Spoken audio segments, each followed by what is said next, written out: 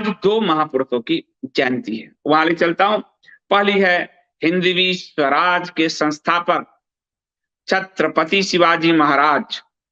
छत्रपति शिवाजी महाराज जिन्होंने मुगलों के ताबूत में कील ऐसा ठोका कि मुगल वंश का नाश हो गया, सर्वनाश हो गया। 20-25 साल तक औरंगजेब दक्षिण भारत में ही पड़ा पड़ा मर गया, वहीं मर गया। हिंदवी स्वराज के संस्थापक छत्रपति शिवाजी महाराज, और शिवाजी महाराज इसलिए बन पाए क्योंकि उनके अंदर हिंद सनातन संस्कार उनकी मां जीजाबाई ने और उनके गुरु समर्थ गुरु रामदास ने उनके अंदर भरा। इसलिए सनातन के संस्कार कितने महत्वपूर्ण हैं आप सोचिए।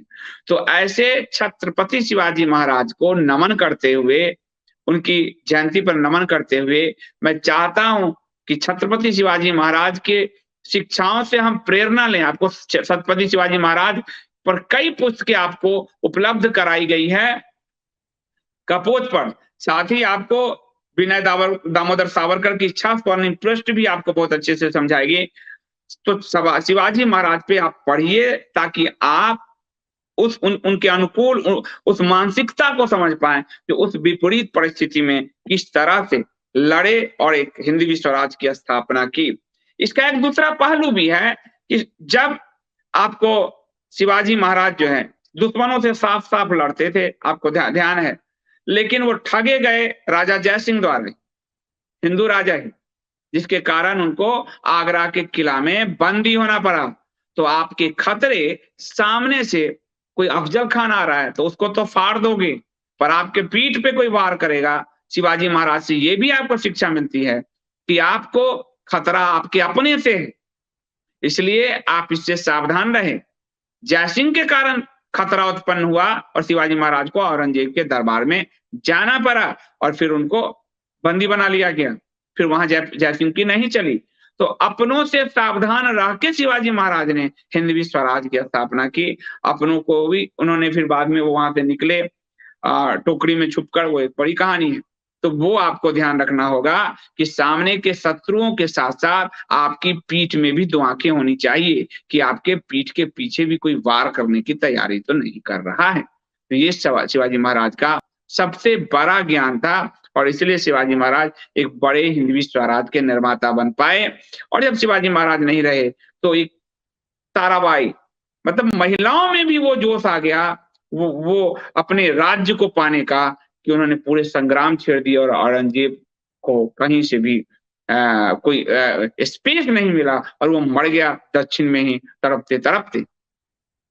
आज एक और महापुरुष की जयंती है। वो महापुरुष है आरएसएस के द्वितीय सरसंघ चालक गोलवलकर जी, गुरुजी जिनको कहा जाता है। और गुरुजी पर मेरी बायोग्राफी अब तक सबसे अच्छी चली है गुरुजी पर लिखी हुई पुस्तकों में, वो आप जरूर पढ़िए क्योंकि उसमें भारत विभाजन का वो इतिहास है जो आपसे छुपाया गया, प्रभात प्रकाशन से कपोत पर उपलब्ध है। साथ ही जो संघ के लोग हैं उनसे मैं कहूंगा कि आज जो आप लोग कुछ संघ प्रमुख उससे कुछ बोलते हैं, उससे निराश होने की जगह गुरु गोलवलकर जी के विचार नवनीत को जरूर पढ़ें।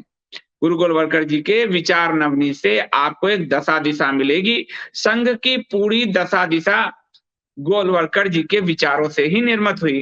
पहले जो सरसंघचालक मतलब संघ प्रमुख थे जिन्होंने स्थापित किया, डॉक्टर साहब हैं, डॉक्टर हेडगेवार जी, उन्होंने एक ढांचा दिया विचार के, लेकिन उसका पूरा वैचारिक दर्शन जो है संघ का वो गोलवलकर जी ने दिया। और गोलवलकर जी संगठनकर्ता भी थे और आध्यात्मिक भी थे। तो गोलवलकर जी के विचारों को आज के संघ को जो थोड़ा बहुत राह से भटका आपको दिख रहा है, उनको राह पर लाने के लिए आपका भी ये दायित्व है कि हिंदू संस्था अपनी राह पर लौटे। तो संघ प्रमुख जो द्वितीय सरसंघचालक जी थे उनके विचारों को भी पढ़ने पर जोर दिया जाना चाहिए, ताकि कम से कम संघ जो करे, जब तक आप नहीं पढ़ेंगे तो आपको वो लोग गुमराह करते रहेंगे, हमेशा टहलाते रहेंगे। कोई सरकारी मास्टर स्ट्रोकवादी आएगा, वो तुष्टिकरण के पक्ष में भी तर्क देगा। लेकिन संघ प्रमुख गोलवलकर जी ने 3 खतरे बताए भारत के, तीनों मक्का, तीनों मकार, एक हरा टिड्डा, एक सफेद टिड्डा, एक लाल टिड्डा, जो मैं कहता हूं। तो उन्होंने टिड्डे नहीं कहा, उन्होंने कहा MMM। आप समझ गए, तीनों के नाम लिया उन्होंने, ठीक है।